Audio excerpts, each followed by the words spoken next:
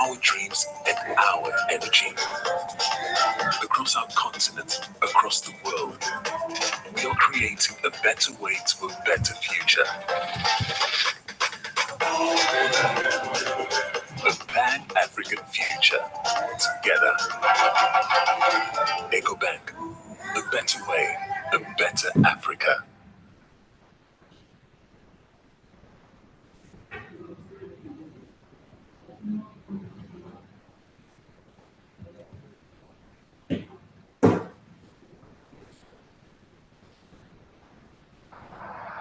Across Africa, a new era has begun, shifting our focus to a new horizon, connecting us with one purpose: to create and share opportunities to grow.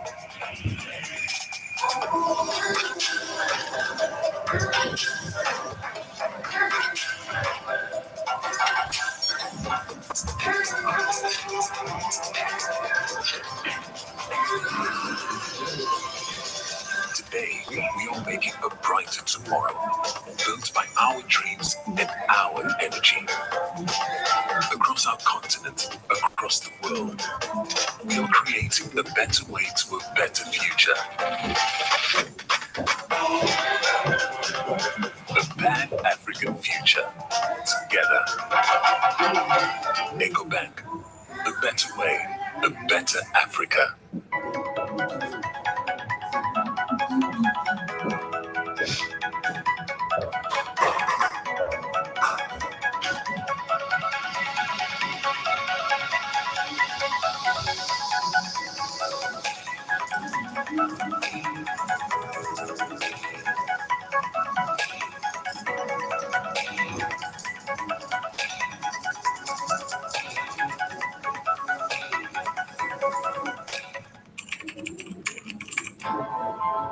Welcome to another episode of my SME Growth Series, an initiative of EcoBank Nigeria Limited. Today we have Hilda Kabunshek. Hilda is a distinguished executive with over experience in consulting and human capital development across the East and Africa. Here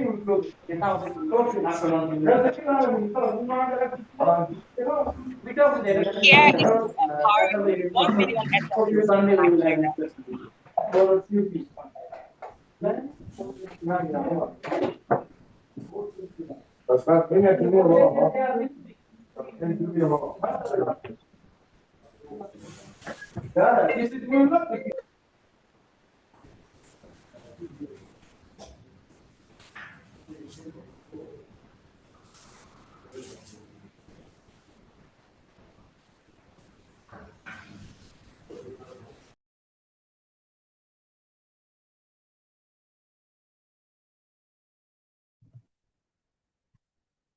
Good morning, everyone.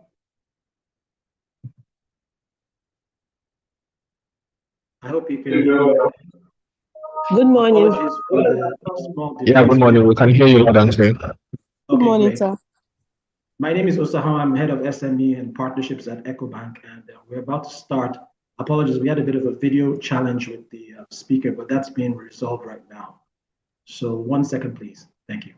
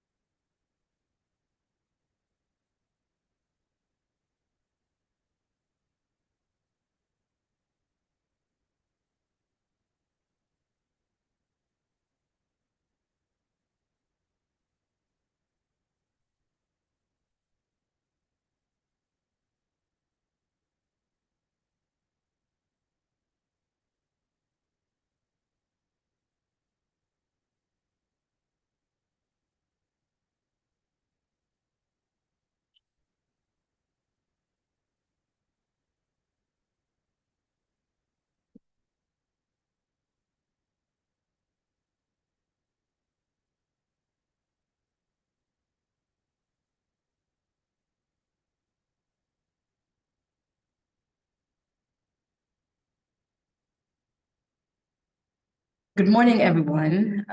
It's a pleasure to be here, and thank you so much for the EcoBank SME Growth Series for putting this together. I'm super excited to speak to you.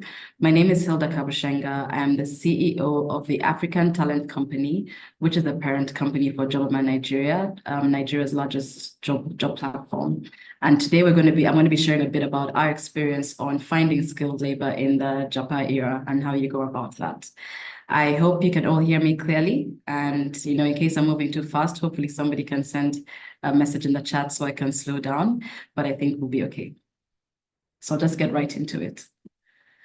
So the first thoughts on Japa, I think we all know what it means, so no need to define it, but don't take it personal. It's happened before. I think if you look at the history of Nigeria in the 70s and the 80s, there's always been people migrating for better futures. Is this time different? We don't know. We did a poll at Jobberman that revealed that 76% of employers have lost employees in their senior and mid-level management. So I think the biggest thing here is that it's impacting a core part of organizations. You're left with a gap that's not very easy to fulfill. And second of all, the same poll showed that 58% of the professionals who are Japaing are in IT, healthcare, education, predictably, because there's easy mobility there. And then there's 23% in the finance and insurance, financial services industry as well. So a lot of people coming from core industries in society. And what this doesn't even show is the functions. So it's bread and butter functions, it's accountants, it's HR, it's nurses, it's everyone you work with, especially as a small business. The kind of people you need are the ones who are moving. But the one thing I would say is that the factors driving Japa are beyond a single organization. So don't take it personal.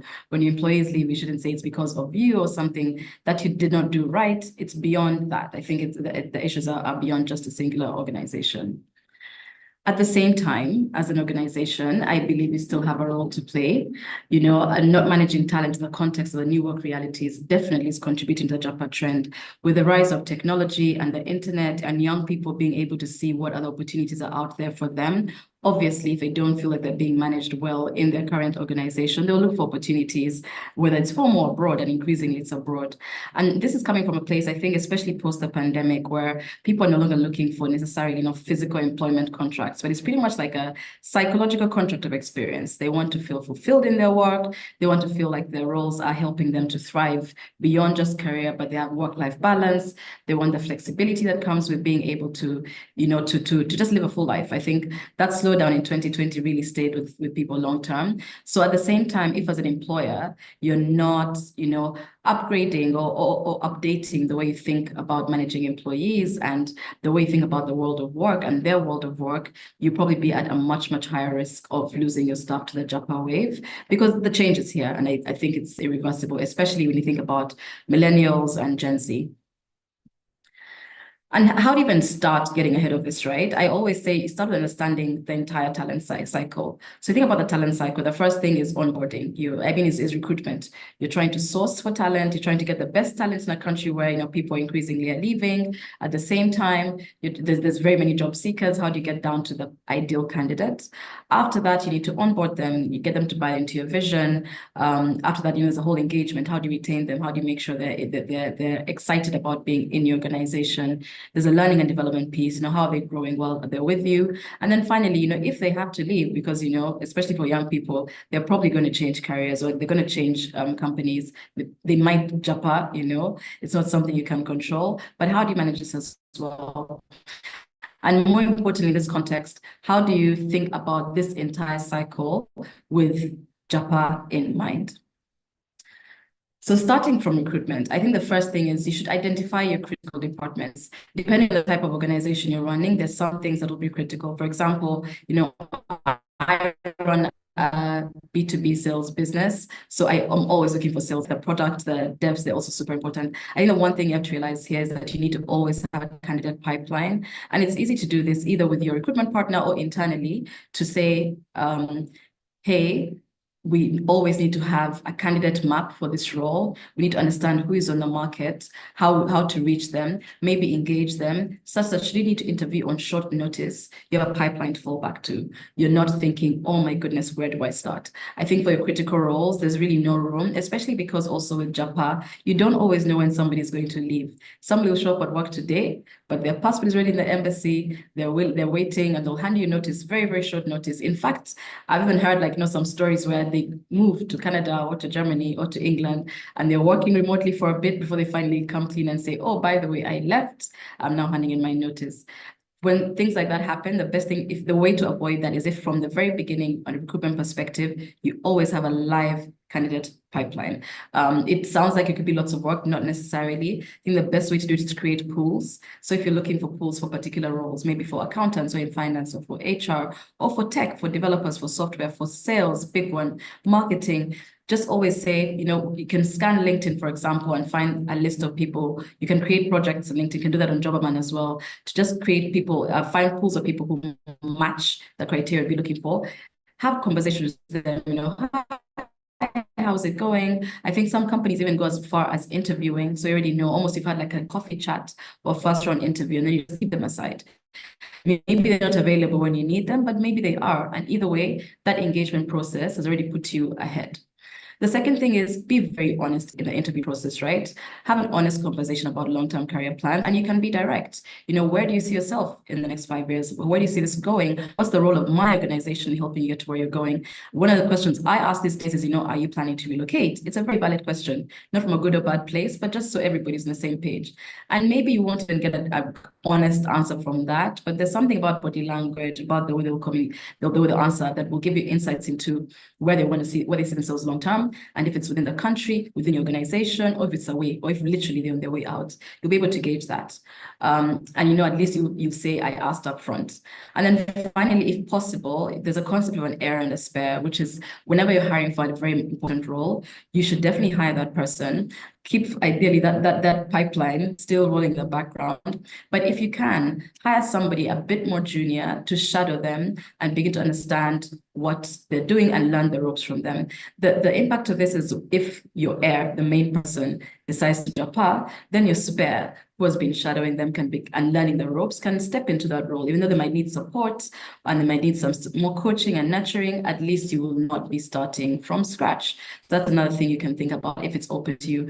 And by heir and spare, I don't think it means, get two very, very senior people. It could be you get somebody who is the thinker, the strategist, the leader of the department, the person who's the core here, and the person shadowing them maybe does not have 60% of the toolkit or the skills that this other main person has, but they're able to just do the work. They're able to if directed, do the work to carry a bit of that load, so that when something happens, they can step into their shoes and then grow into the role, or you can support them, or even if you need to hire somebody else, at least in the meantime, you're not left with your hands, empty. After this becomes the orientation and onboarding. So I'm just trying to speak through, how to think about Japa along the life cycle of talent, right? So in the onboarding, I think the most important thing, and I've experienced this several times, so have lots of our clients, so people I've worked with in industry, stay engaged between the time when the offer is made and the talent is to resume, because a lot is happening in a short time. I can't imagine the number of times where you've given an offer, or we've given an offer, or candidates have given an offer, and by the time it's day one, oh, my express entry came through, I'm not interested anymore. So a lot of times you have this habit of, you make the offer and you say, okay, starting date is 1st of March. Then you go silent until 1st of March.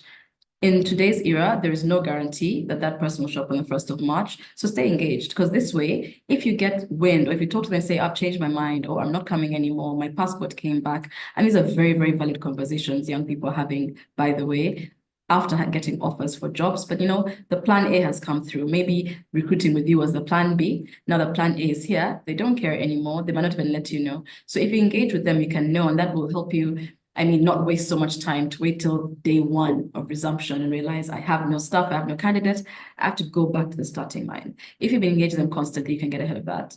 The second thing is, during orientation and onboarding, focus as much as possible on gaining buy-in for your company vision and the long-term vision. A lot of times, especially young people who have not gotten the right career guidance or have never been exposed to that career guidance, they look at jobs as short-term things to fulfill their needs, not necessarily, being part of a much bigger picture, tackling a larger problem or a larger opportunity in society that's important. And you find this kind of short-term thinking is what drives them to say, where's the next big opportunity? Where's the next shiny thing? Maybe I need to leave. However, and also as companies, we don't always do a good job of sharing why, like what's our why? Why are we here? If you stay with us, well, how are we impacting the world? And I think when you get people to buy into your vision, one, they're definitely going to be a lot more motivated in the workplace. So that's definitely a pro. And they'll be a lot more in line with what you're trying to accomplish. But more importantly, if they really, really buy and adopt your vision, you could have them for a longer time because they'll feel that they need to accomplish something, hit a certain milestone, leave a bit of a legacy in the grand picture of this vision before they leave. So that's something that could help you. And then finally, lay out a clear path for growth, and development. Again, lots of young people are leaving because they don't feel they have opportunities here. But if you can have conversations upfront that say, today is day one, this is how you can grow in my organization. These are opportunities open to you. This is where you can be in 6 months, in 12 months, in 5 months. This is the way they might feel like, okay, this is somewhere I can grow. I thought I had opportunities, but there's an opportunity here in a place I'm trying to be upskilled or in a place that long-term is important to my career. And once you paint that future for them and they buy into that future, you might get a bit more loyalty. And of course, none of this means that all of a sudden somebody who has their passport in the Canadian embassy is going to remove it, but you never know. It could be that they postpone. It could be that they end up with a longer notice period because they understand what's going on. It could be that they say, okay, there's this particular milestone I want to hit or this particular legacy I want to leave. And they once that's a clear picture to them, they commit in a way that previously they were just thinking, I'm here to do my time and I'm out.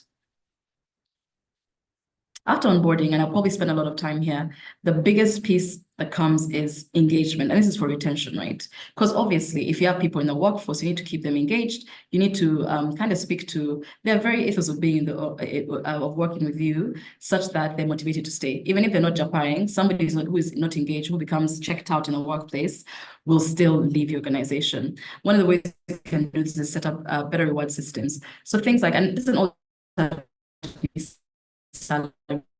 salary, but there could be like maybe profit sharing. There could be some sort of bonuses. There'd be bonuses that help to entice employees or like commissions. And I'll give an example.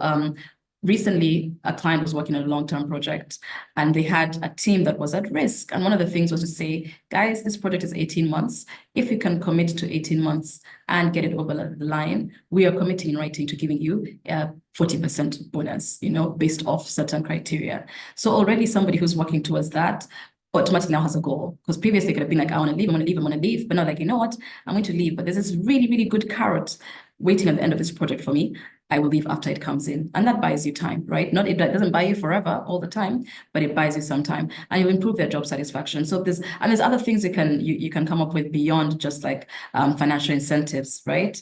The second thing is, create like a sense of belonging. Lots of times people leave because they feel isolated in the workplace. Having open communication, having a meritocracy really where people feel that if they're part of this bigger picture, they're growing and they're treated as equals, and then fostering connections between the leadership team and the workforce, right? So there's not that disconnect. People know what's going on. People hear from their leaders. People understand that at this place we are all working together towards a common goal. And there's many ways to do this. It could be team building. It could be just town halls. It could be the way you communicate, like how you use tools like Slack or WhatsApp and how leaders show up in the organization. I think lots of times, even when young people want to leave, they can be swayed to remain a little longer because they are working with inspirational leadership. They still feel like there's something they can learn from their leaders. They feel like they're being heard. They feel like there's room for them to grow. They feel like their colleagues are, genuine and amiable, the sort of toxic workplace.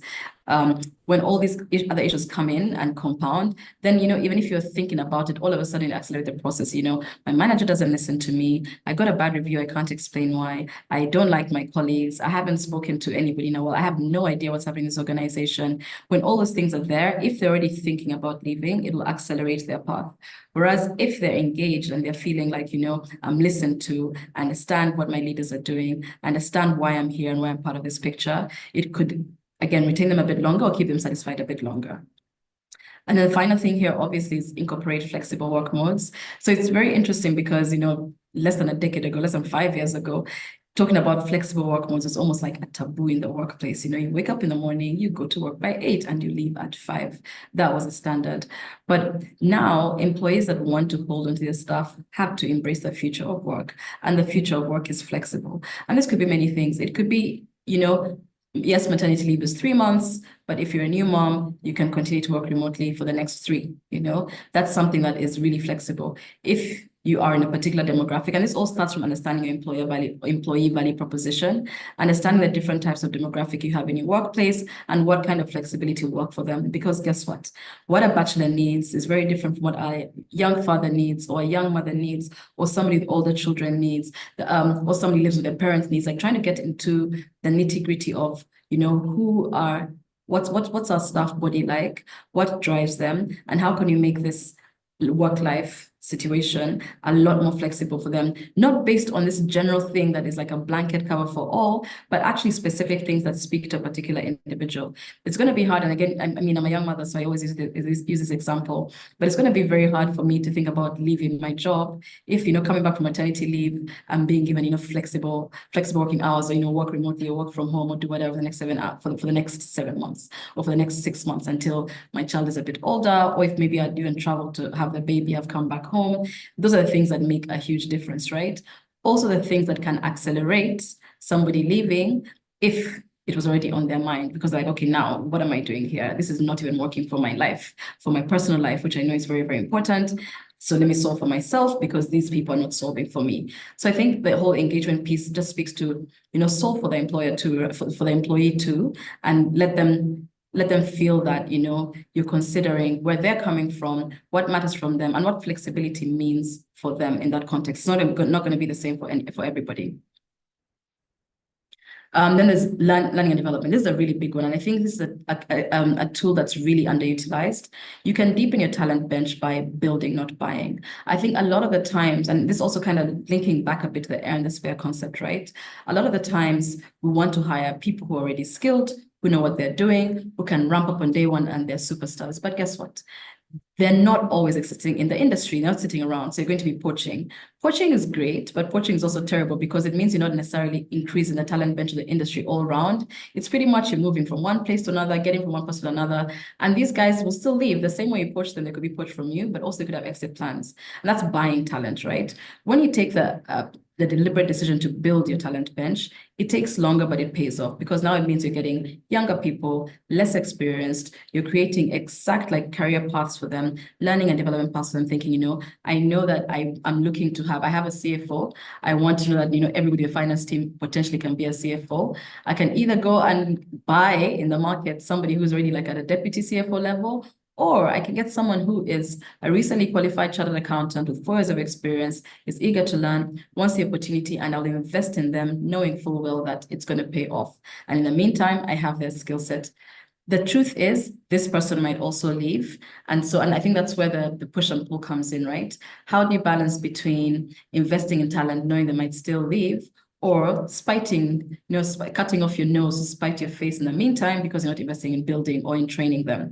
I mean, at the end of the day, if we want good people in organizations, we kind of have to create and invest in their skill set and get them to a place we want them to be. And don't be put off when they leave, at least, they'll have contributed while they're there in the best way possible because you're like giving them the tools.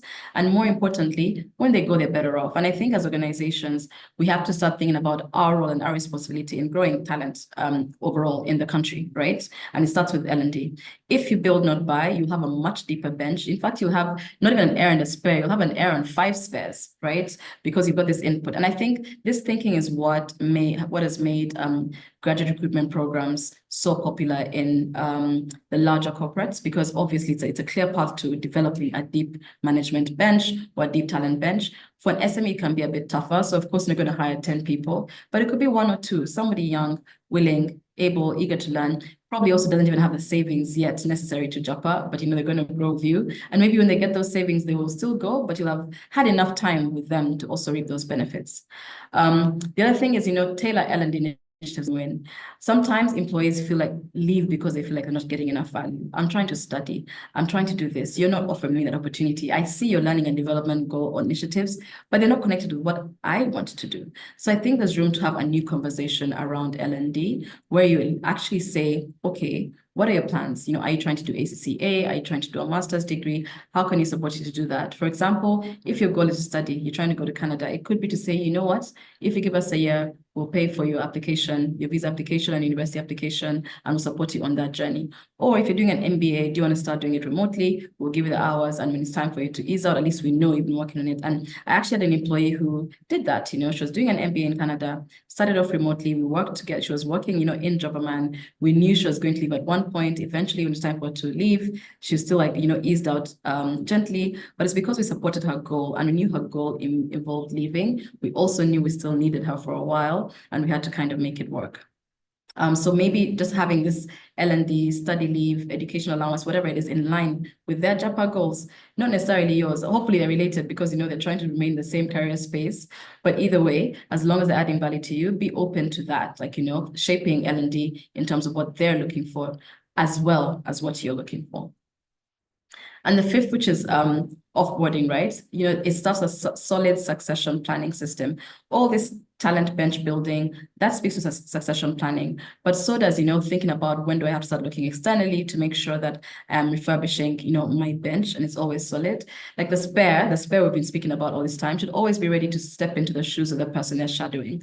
This speaks to a lot of investment. It speaks to coaching. It speaks to exposure to management, to understanding systems, that should tomorrow wake up and we have a 1 month's notice, there's a plan for somebody to come in. Or there's a plan on how we're going to ramp up this person, the plan on how we're going to fill up this gap. The second thing here I would say is be open to negotiations. So the thing is what people don't realize, especially today, and depending on your industry, not always possible, but depending on your industry, for a committed team member, change of location does not always have to mean change of work, at least not immediately. And I think if you can get over the anger, sometimes, we get angry, people are leaving, you end up just having a bad relationship. That's speaking to point 3 as well. Yet you don't have to, right? You say, hey, you're leaving, we still need you. What's your plan? Do you have a job? And I've had these conversations with people on my team as well. Do you have a job in Germany or in Canada already? What's your plan? Do you want to keep on working for us remotely? We really love what you're doing. We can be flexible. We understand the hours will be tough, at least for the next 4 months. Give us 4 months, even after you've relocated. And it's a win-win. It gives them time to settle in as well. It gives them an income while they're trying to figure out their new country. It gives them a soft landing. Of course, eventually they're going to find a job in their new location. They'll leave you.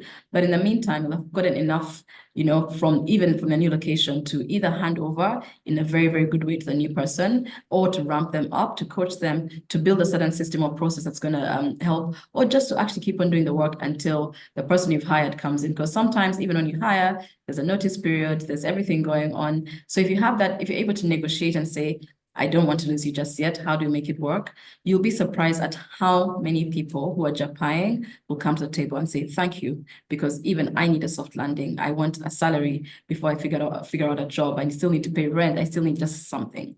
And the more flexible you can be about that, the better for both of you. And then maintain the relationship. Don't make an enemy out of people you don't need to make an enemy with. Very many employers take it personal when people leave, especially young people. And it's really not about you. We have to realize that even though young people are committed to organizations and to our companies, at the end of the day, the career path is a personal one. It's a personal one. And especially with Japa, it's even beyond personal, because you're thinking it's not necessarily about money. Okay, it could be a bit, but it's about the overall well-being of a person. It could be about healthcare. It could be about education. It could be about security. It could be about so many things. But as soon as you take it personal that somebody is leaving you, as opposed to making a better decision for themselves, then you get into this space where you end up ruining a good relationships towards the end. And then you're locked off from enjoying those resources, as opposed to a world where you actually say, you've done a good job here. We loved working with you. We want to keep this relationship. And then every single time there's an issue, you can just send a message and say, hey, remember last year when you were working on ABC? I'm trying to find X. And they'll be very happy to jump up and support you. or maybe they've already left, but you couldn't find a replacement. And find a replacement, you can call, and I've done this before, to call somebody back and say, I know you're now remote, but can you just give us 2 weeks to onboard your successor? We finally hired somebody, and we genuinely believe that you're the best person to ramp them up. Do you have capacity to do that? And happy to pay like a small, either consulting fee, or even sometimes they'll just do it out of the goodness of their heart because they really want to hand over. But that stems down to the kind of relationships that you're trying to build. And how you end that relationship. So don't make enemies unless you have to. If somebody is not trying to leave badly, don't make them leave badly. And also, to be fair, this relationship thing also starts from the engagement, how you've been managing them, the entire work relationship. If by the time somebody's leaving, they also feel like they're leaving a toxic place, of course they won't want to hear from you. But if by the time they're leaving, they feel like they're leaving a place that's nurtured them, that's grown them, they'll even feel that loyalty to know, I don't want to leave these people in the lurch. I don't want to leave them hanging. I want to be able to leave with a good name as well. And then you can get to a good understanding. And I'll stop here for now. Thank you. I know we only have 30 minutes and I wanted to leave enough time for questions. So I'm open. Thank you. Thank you very much, Hilda. Interesting topic, interesting presentation, interesting session. And it appears to me that while the Japa wave is still very much around, it does not spell doom and gloom for finding and retaining skilled labor in this era. Thank you very much, Hilda. In the course of your presentation, you've uncovered a lot of insights, things that we should pay attention to, especially in terms of recruitment, in terms of onboarding and orientation, in terms of engagement, particularly for retention. And I got something from there, that the future of work is flexible. You also talked about learning and development and tailoring L&D initiatives to the needs of the employees. And then one key thing that stood out for me was offboarding and the fact that it's important to maintain a relationship, the relationship that leaving any particular organization does not translate into, some form of negative reactions that should come with that. Thank you very much, Hilda. As I mentioned earlier, the topic was very interesting. And in fact, we had questions sent in ahead of your presentation. I will take those questions. And then I'm also keeping an eye on the chat room for those of our participants who have certain things they would like you to maybe touch on again and probably provide further clarification. Okay, one of the first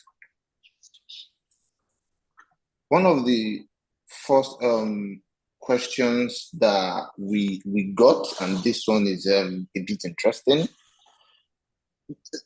There was a tech founder who once boasted about interviewing hundreds of candidates just to find a few, and maybe to help small businesses stay efficient in terms of recruitment.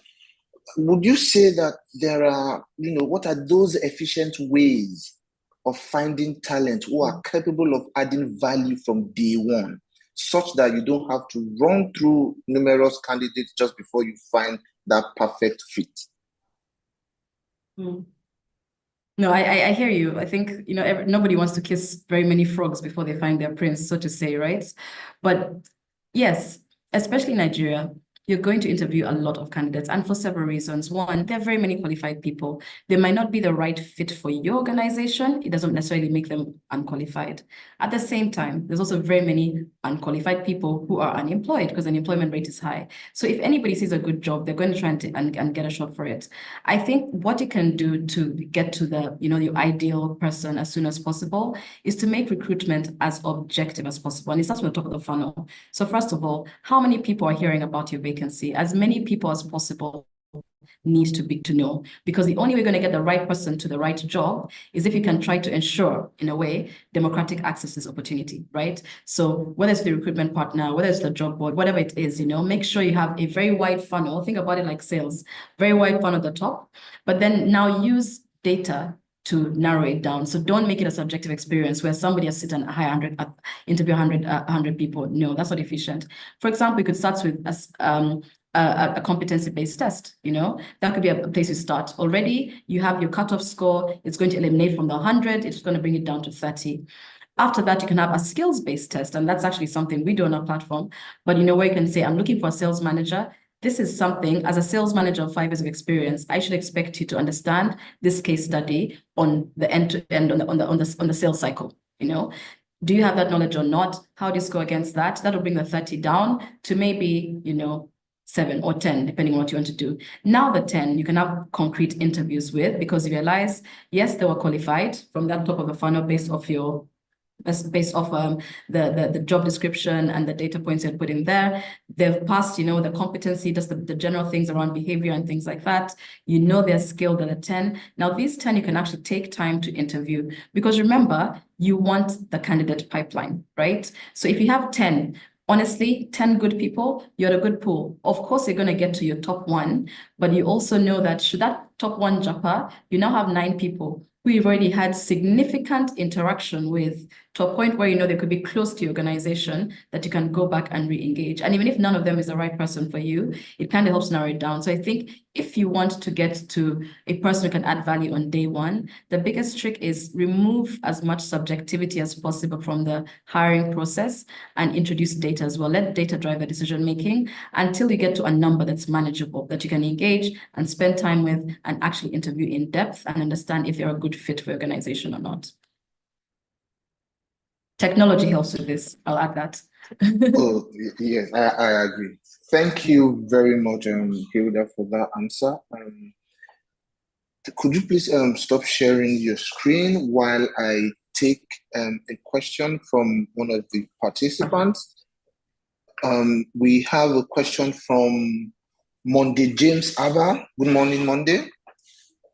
So James would like to know, is it wise to increase an employee's pay when they are leaving because of the pay, or just let them go because they'll still leave in the future anyway? So I think this borders on remuneration.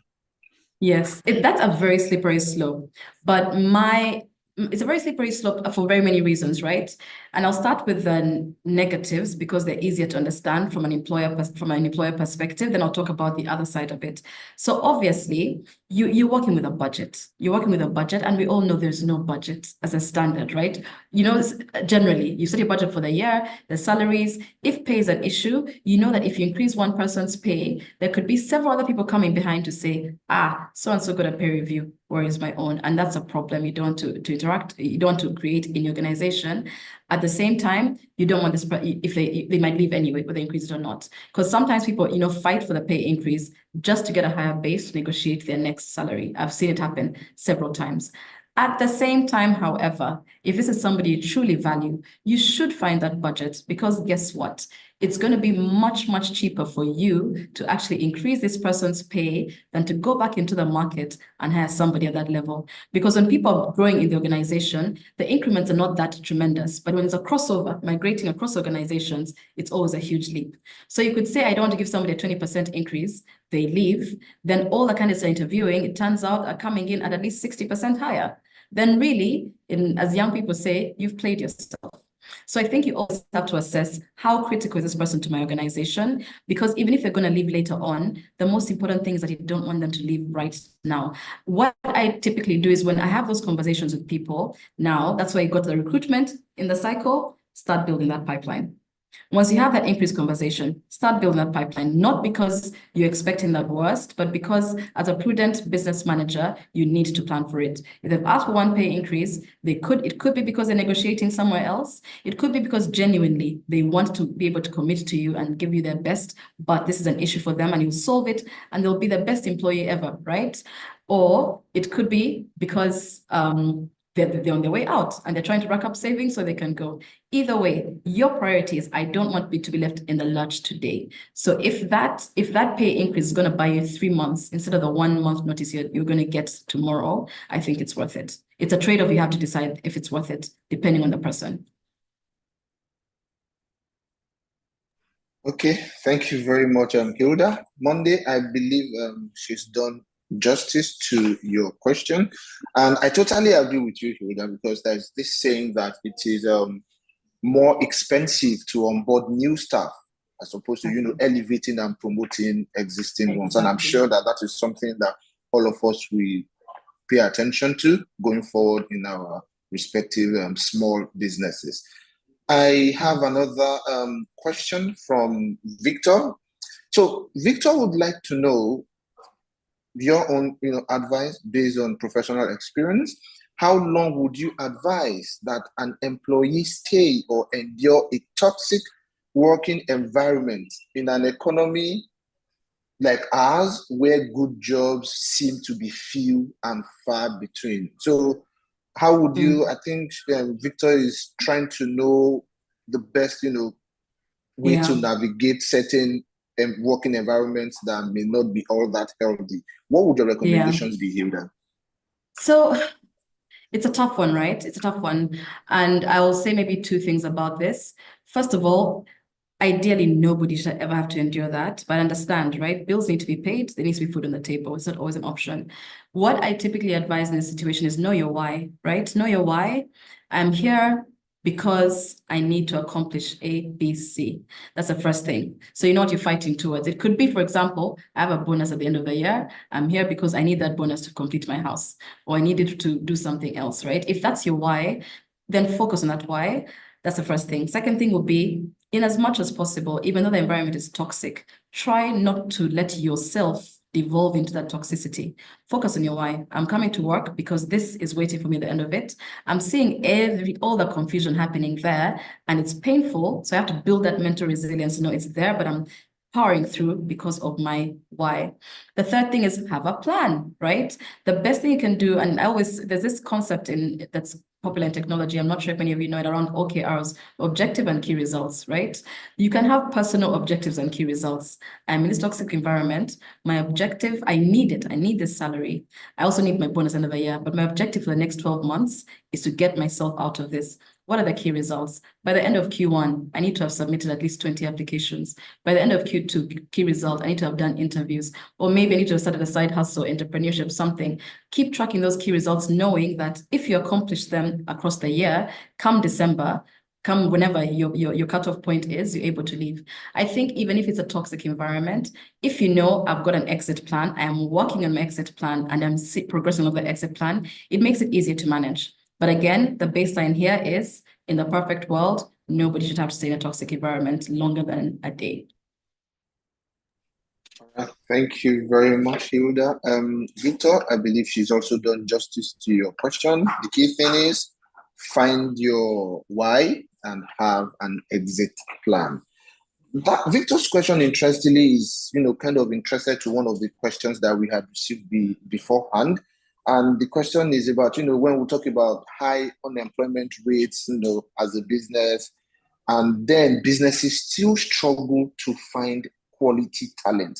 So there seems to be a gap in that market. So what would you say? What would you share? What are your thoughts around, the availability of quality talents in Nigeria, and how small businesses may be successful in, acquiring such talents? So this is actually what we spoke about around building versus buying, building a talent bench, right? Nobody is trying to build benches, or maybe not nobody. Very few people are trying to build talent benches. Everybody wants to see what other organizations have already built and poach and poach and poach. But the impact on that in the entire labor market, it means we're not deepening the skill sets. We're not deepening the quality of labor. You find somebody with 7 years of experience who is great, but rather than, somebody say, okay, I'm going to hire somebody with two years of experience and grow them, and to the place where it's 7. So we've got more. Think about a world where everybody's trying to hire the same one, or to poach the same 1,000 accountants in Lagos. And this is very hypothetical. You're all trying to poach the same 1,000 accountants in Lagos, right? Of course, then you're not deepening the talent bench. There'll be a lot of unexperienced, unqualified accountants who are not getting a chance to grow and be nurtured because everyone is poaching at this level. And of course, there's the issue around, the quality of education, the high unemployment rates. All those things are part of why you cannot always find qualified labor. But if we could move from the mindset of let me buy already made, and everybody said, let me build. Imagine a world where, with 1 million SMEs, every SME each year is getting on a freshly qualified accountant and investing in teaching them systems, right?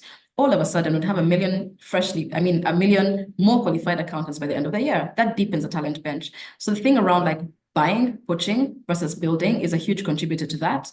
But of course, the systemic issues around just the number of young people who don't have jobs. I think we did research last year, around how young people survive without jobs. And one of the key insights there was that on average in West Africa, Ghana, Nigeria, it's taking fresh graduates 5 years to find employment, 5 years to find their first role. By that time, you've forgotten your skills that you've learned in university, right? So when somebody like that hits the job market, of course, they'll come off as unqualified. Then as an employer, you're confused. This person has a first-class degree from a great university, but they don't know anything. The opportunities are not being created.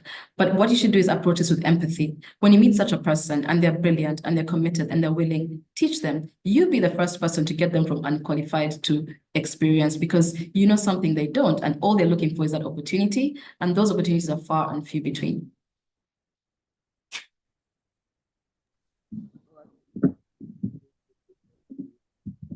I can't hear you, Shay. I'm not sure what's going on. Your sound has disappeared. No.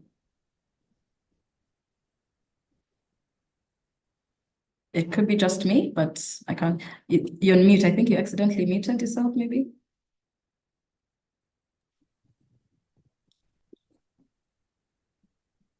No, unfortunately.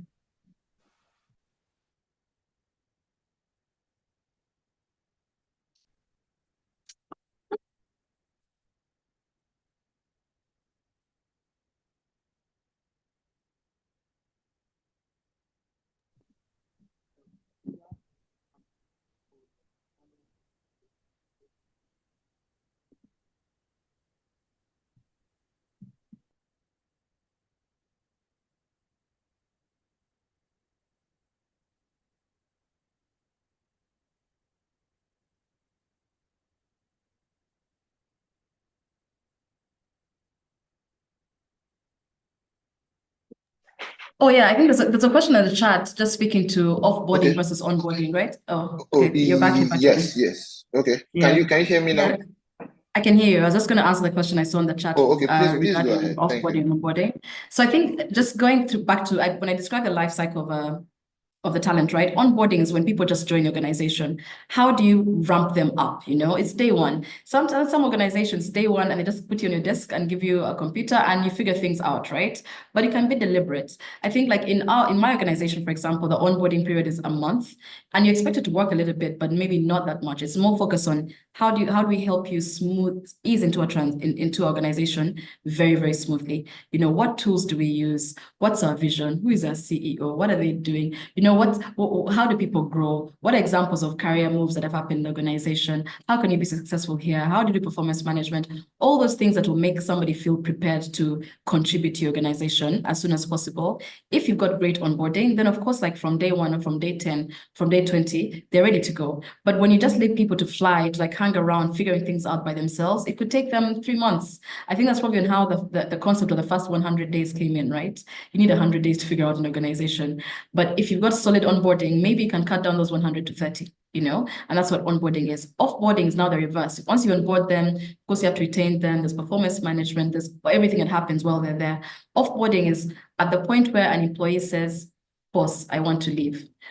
Everything that happens between then and their final day of work is the offboarding process.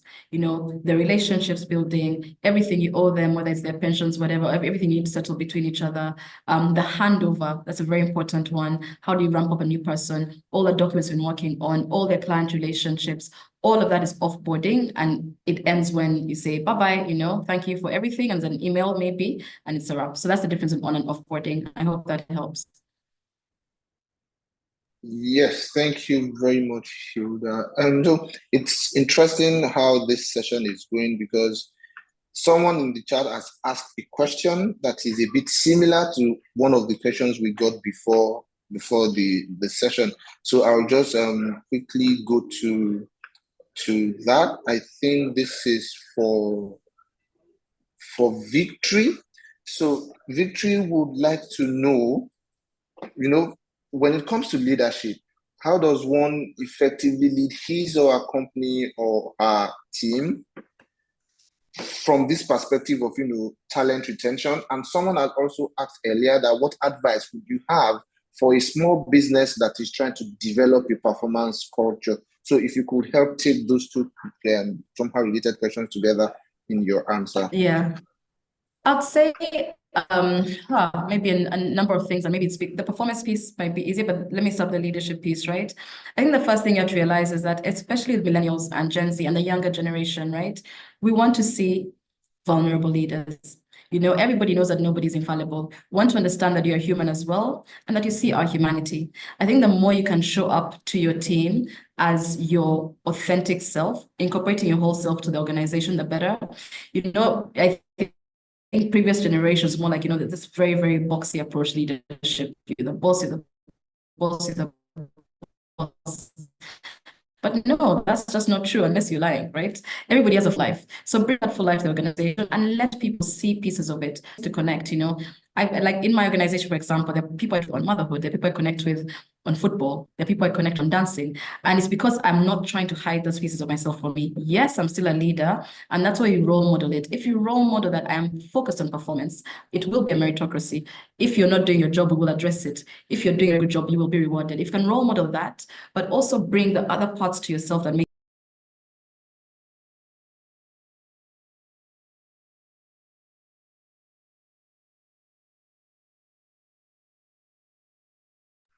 Hi, Hilda, are you there? Okay, I think maybe Hilda is having a bit of tech glitches. So, okay, while we wait for Hilda to come back, we still have a lot of other questions that have been put in the chat box, but I can assure you that your questions will be answered, if not in this session, will be answered in subsequent communication, subsequent programs that we have. We also attend to some of these key areas that you have asked for.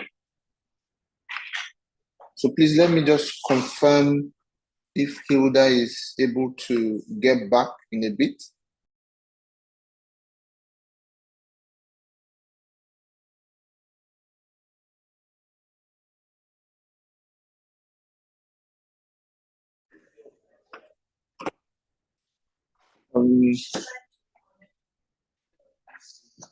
It appears that Hilda might not be able to rejoin us. And that will take us to the end of this episode of my SME Growth Series.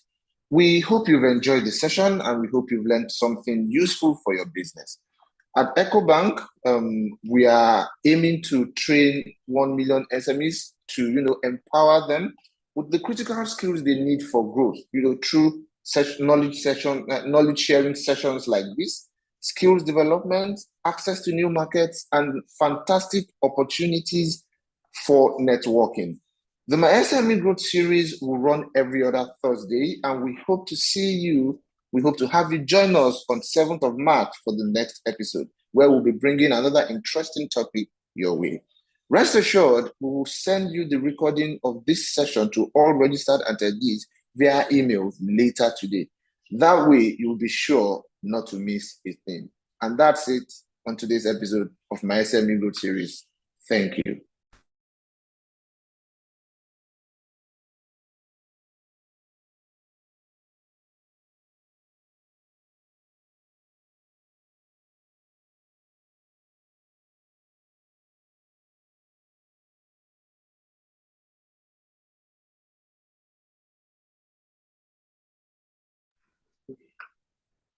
Okay, to have your questions answered, please send your questions in an email to sharonunjoku@ecobank.com. That is SHNunjoku@ecobank.com.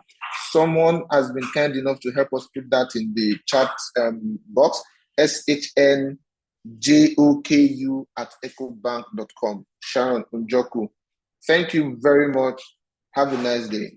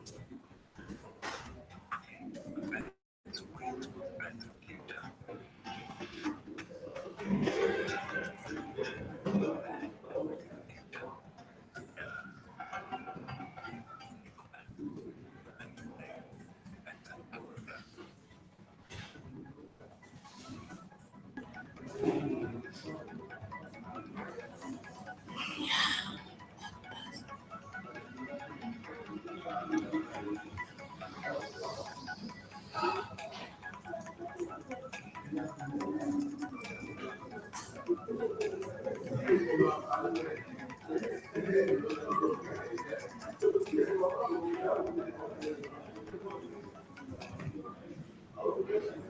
Africa, a new era has begun, shifting our focus to a new horizon, connecting us with one purpose: to create and share opportunities to grow.